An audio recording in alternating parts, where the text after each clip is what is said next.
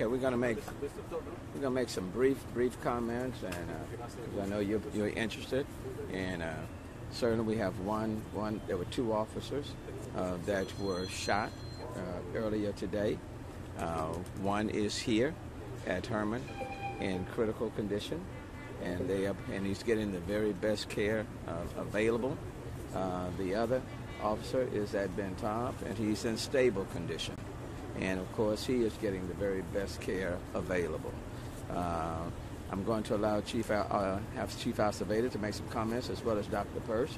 But what I want to say is that I want to ask all of Houston and people in the region to pray for both of these officers and their families.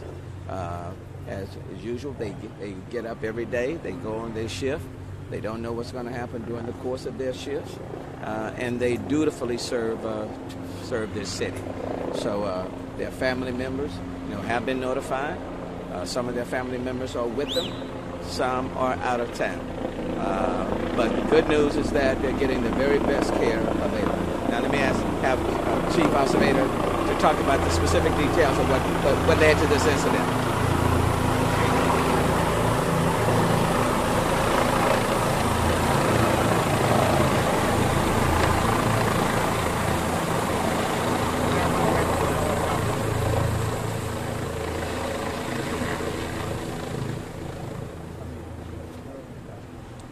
Okay, good afternoon, everybody. First of all, I want to thank Mayor Turner, Councilmember Green, for being out here. And Mayor, thanks for being on top of this. And I want to thank everyone out in the community that's been praying for our officers.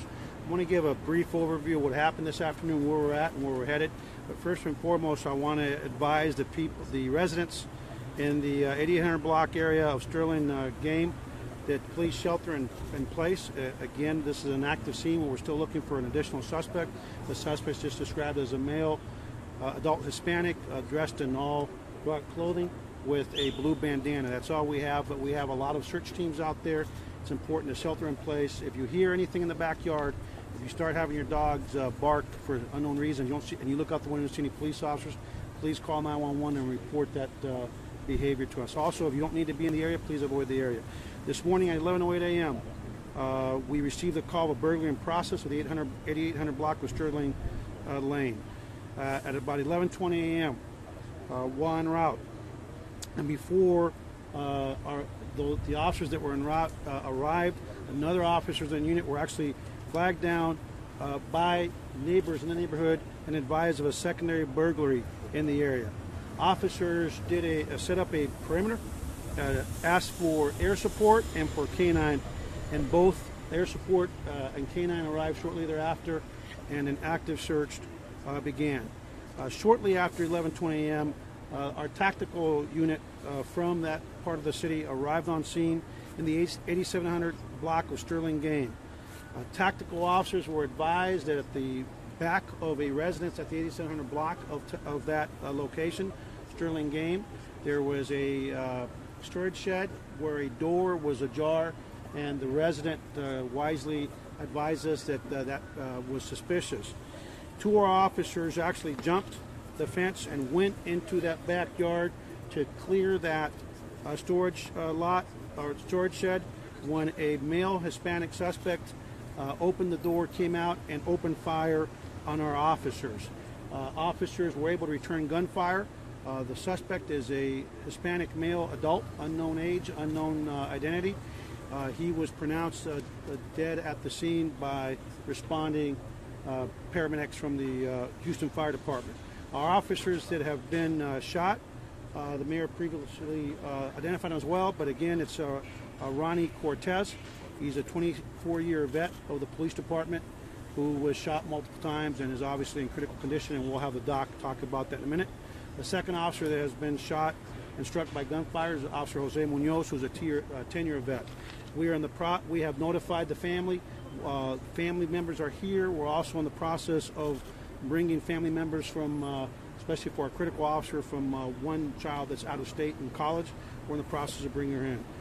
The investigation will be ongoing. It'll be a joint investigation between the Houston Police Department, Homicide Division, Special Investigations Division, in terms of the officer-involved shooting, and we will also have the District Attorney's Office, Harris County District Attorney's Office involved, and as well as our Internal Affairs Division.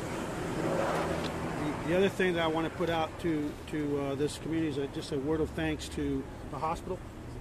Both hospitals have done a phenomenal job in treating our officers, and obviously our Houston Fire Department colleagues. And Mayor, I want to thank you for Chief Pena. He's just a wonderful human being, and he's been on the phone helping us out as well. So with that, I'll turn it over to the doc, who will give a briefing on conditions and medical treatment, and then we'll open up to any questions. Si nos puede decir en español, ¿está la situación ya abierta? La situación sigue peligrosa. Estamos buscando un sospechoso, un hombre hispano, adulto, vestido todo de ropa negra o azul oscuro y con una bandana azul.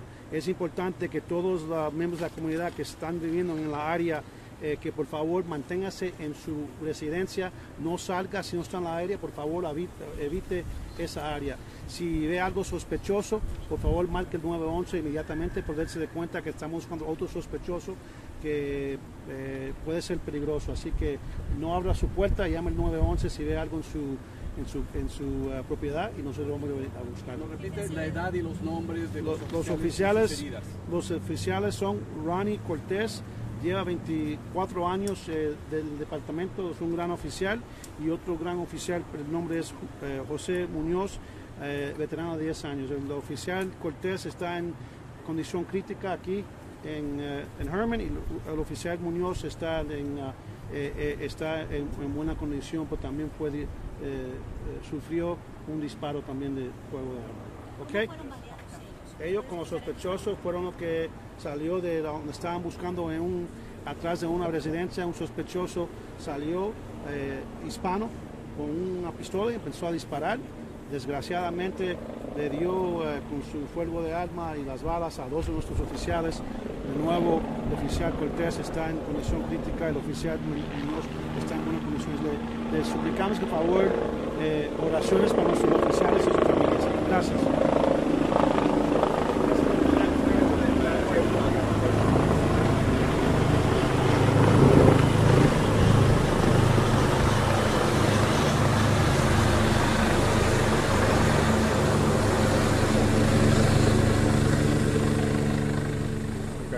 So my name is Dr. David Purse, and I'm the EMS Medical Director and Public Health Officer for the city. And as Mayor Turner and Chief Acevedo already told you, we've had 2 officers who've been shot. Both received multiple gunshot wounds. One, fortunately, they are not life-threatening. That patient that officer is at Ben Taub and being taken care of. He will likely still need to be admitted to the hospital, but fortunately his injuries do not appear life-threatening. The second officer was brought here to Herman Hospital is in critical condition.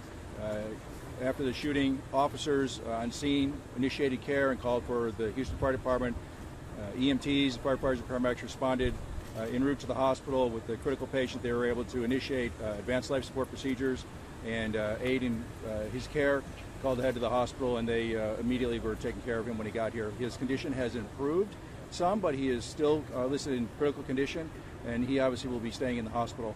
I can't give you any details as to where he was shot and the specifics because of patient confidentiality rules, but at this point, suffice it to say that his condition is improved from when he first got here, and he is critical, and we're hoping for the best, and your prayers would probably be very helpful.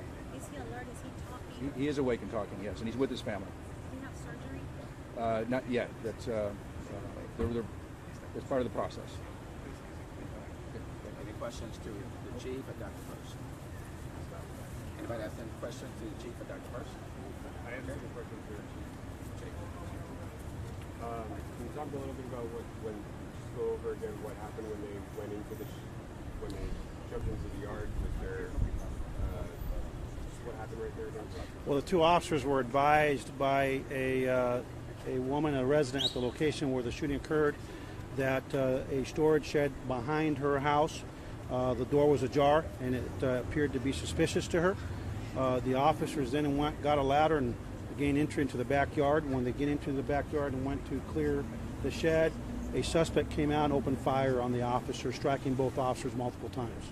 Did you say Officer Cortez, is he a 24 or 27-year veteran? 24-year veteran for Officer Cortez, and Officer Munoz is a 10-year veteran. So it's a total of 2 suspects. One is at large, one is dead. One is dead at the scene, and one is at large in the area. And again, we're asking people in the area to please shelter in place, please avoid the area at all possible, and please, if you hear your dog barking or anything out of the ordinary, do not go outside.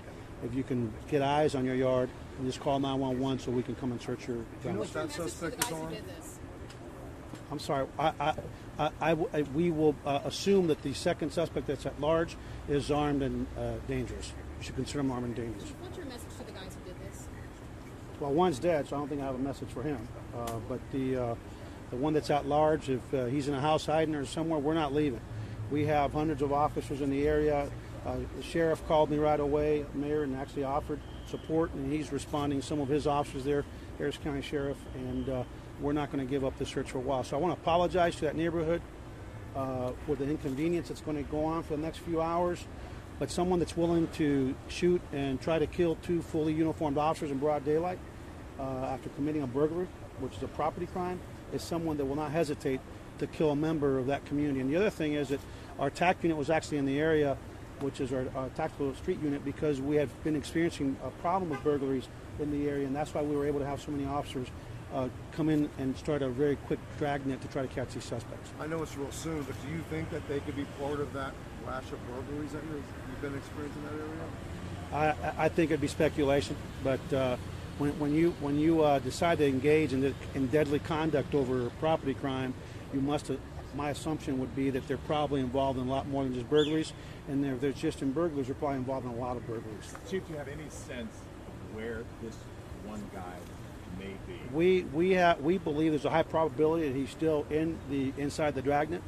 So el sospechoso que está allá, if you're, lo voy a decir en español, si está escondido en esa área, salga y bríndese a los oficiales, porque no nos vamos a ir, no vamos a parar de buscarlo, y para su propia seguridad, bríndase. And if you hear from these suspects, a lot of times these suspects will get on the cell phone, start calling loved ones. If you're getting a call from your loved one that's still outstanding, the best thing you can do is tell us, one, by calling 911, and two, tell your loved one to surrender, because we're not leaving. Así que los sospechosos muchas veces llaman a sus familiares cuando los estamos buscando. Mi recomendación es que si sus familiares están involucrados en este crimen, dígale que marque el 911 y que se brinde inmediatamente por su propia seguridad y también para la seguridad de nuestra comunidad.